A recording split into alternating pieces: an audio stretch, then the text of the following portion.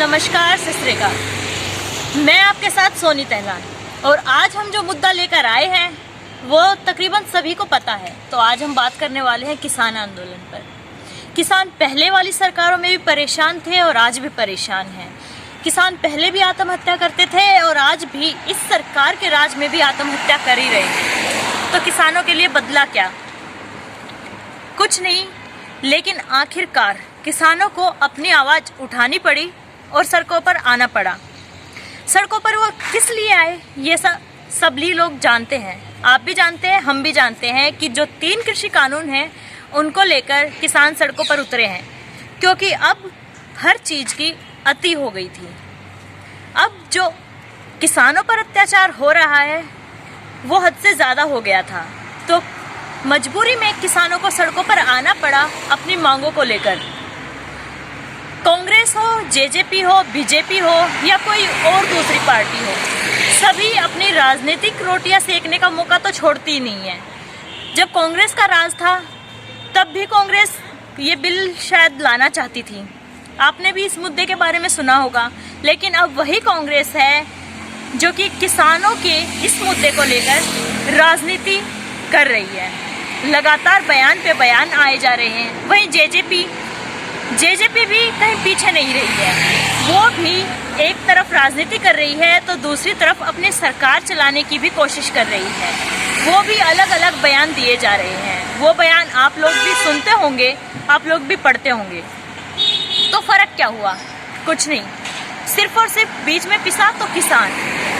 जब कांग्रेस की सरकार थी तब भी कर्ज माफी के लिए दर दर भटकना पड़ता था किसानों का, और वहीं पे इनेलो पार्टी थी जब पुराने समय में, तो भी किसानों की हालत बद से बदतर थी। ये किसी से छुपी नहीं है बात कि किस तरह से इनेलो, कांग्रेस या बीजेपी, तीनों ही पार्टियों के राज में किसानों की हालत क्या थी। लेकिन अब हमारे देश का किसान जागा है, अपने हक के लिए लड़ना शुरू कर दिया है। इसीलिए आज किसान सड़कों पर है। किसान लगातार प्रोटेस्ट कर रहे हैं। आज लगभग 11वां दिन है प्रोटेस्ट का, लेकिन अब तक सरकार के कानों पर जू तक नहीं देंगी है। आखिरकार किसानों को भारत बंद का ऐलान करना ही पड़ा। ना चाहते हुए भी वो अपने ही देशवासियों को परेशानी में कहीं ना कहीं उनको परेशानी में डाल रहे हैं। ये कीजिए, अपने अधिकारों के लिए उनको भारत बंद का ऐलान करना पड़ा। पूरा भारत देश भी अपने किसान भाइयों के साथ खड़ा है। किसानों के साथ मिलकर भारत बंद में पूरा समर्थन देने को तैयार है।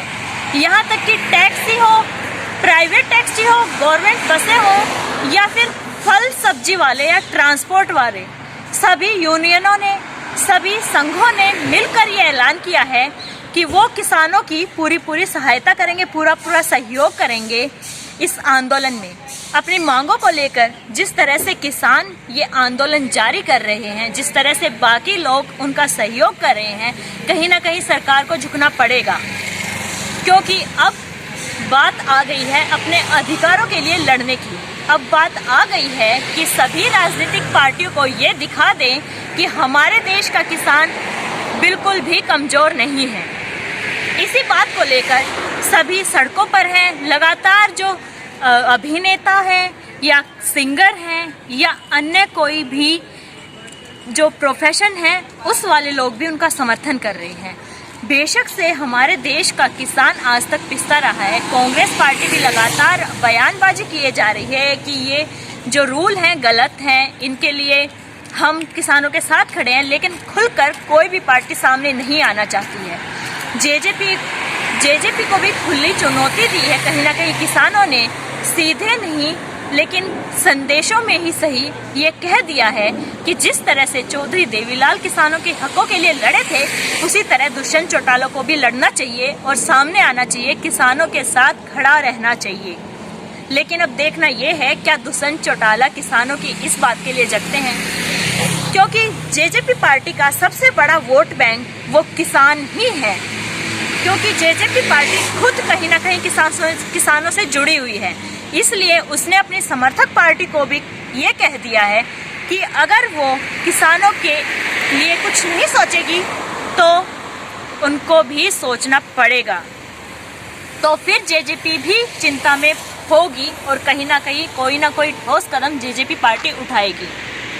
अब बीजेपी भी कहीं ना कहीं नरमाती हुई नजर तो आ रही है, क्योंकि अभी बैठक जो हुई थी उसमें जिस तरह से किसानों ने मौन व्रत किया और सरकार से सीधा हाँ या ना में जवाब मांगा, तो सरकार के जो नेता, जो मंत्री बैठक में थे, उन्होंने कहा है कि वो कोशिश करेंगे किसानों के हित में फैसला लाने की।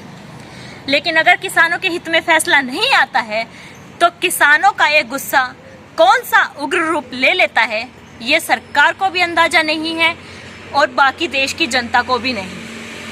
क्योंकि जिस तरह से लगातार उनके विरोध में बिल पास किए जा रहे हैं, उसको लेकर अब किसान जागरूक हो गए हैं।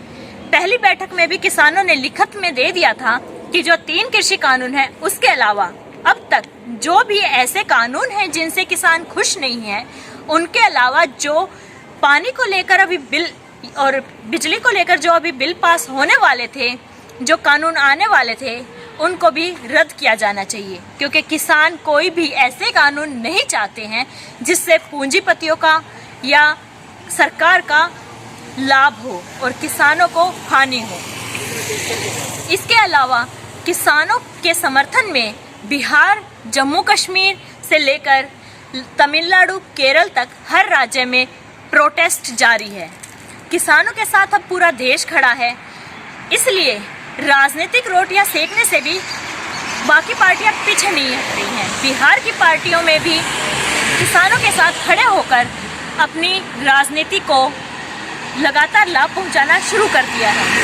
अब बात ये आती है कि क्या किसान राजनीति को अपने प्रोटेस्ट में आने देंगे। इसको हम देख सकते हैं कि अभी तक किसानों ने किसी भी राजनीतिक पार्टी को शामिल नहीं किया है और ना ही उनको शामिल होने देंगे, ऐसा किसानों ने कहा है। अब देखते हैं कि क्या किसानों को न्याय मिल पाता है, क्या सरकार इन 3 काले कानूनों को रद्द कर देती है। मैं सोनी तहलान, गुरुग्राम प्लस से। देखते रहिए गुरुग्राम प्लस, सब्सक्राइब कीजिए और वीडियो को शेयर कीजिए। धन्यवाद। गुरुग्राम की हर छोटी बड़ी खबर के लिए YouTube पर सब्सक्राइब करें गुरुग्राम प्लस और Facebook और Instagram पर फॉलो करें। और हाँ, बेल आइकन दबाना ना भूलें। आप हमें कॉल और व्हाट्सएप भी कर सकते हैं। हमारा नंबर है 9643107600।